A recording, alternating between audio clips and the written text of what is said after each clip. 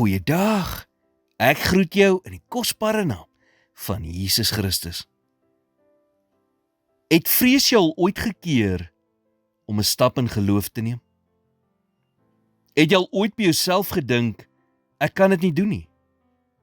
Of ek is net nie bekwaam genoeg nie?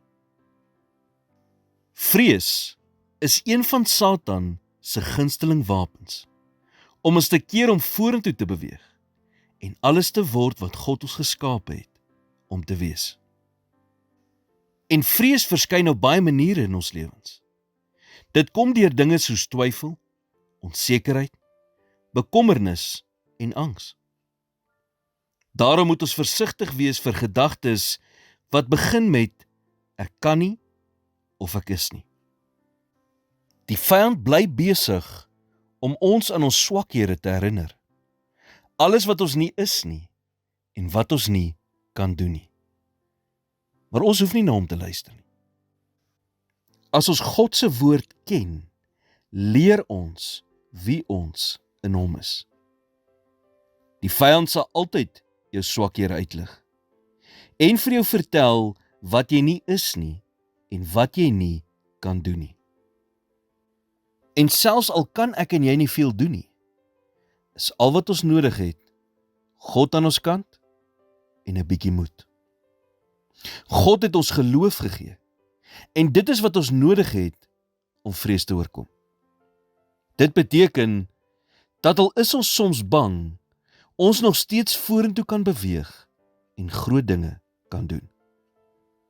Dawid sê in Psalm 56 vers 4, die dag as ek vrees, sal ek op U vertrou. Ons sien in hierdie skrifgedeelte, dat Dawid nie sy vrees probeer wegsteek het nie. Eerder het hy dit erken, en geglo dat vrees geen verskil kan maak in sy lewe, solank as wat hy sy vertroue in God behou nie. Moenie toelaat dat vrees jou toekoms steel nie. Jy sal nooit weet wat jy kan doen, totdat jy 'n stap in geloof neem en uitvind nie. In plaas daarvan om te fokus op waar jy ook al tekort skiet, besluit eerder om te fokus op alles wat jy met God se hulp kan doen. Kies om die groot dinge te onthou, wat God in die verlede vir jou gedoen het, en neem tyd om jou vordering te vier, terwyl jy jou vrese oorwin, en deur die lewe se gevegte loop. Here, gevegte sal ons veg, want ons het te doen met 'n vyand, wat nie maklik ondergaan nie. Maar dankie dat ons vandag op U woord kan staan wat sê, dat hy wat in ons is, groter is as hy wat in die wêreld is. Daarvoor loof ons U.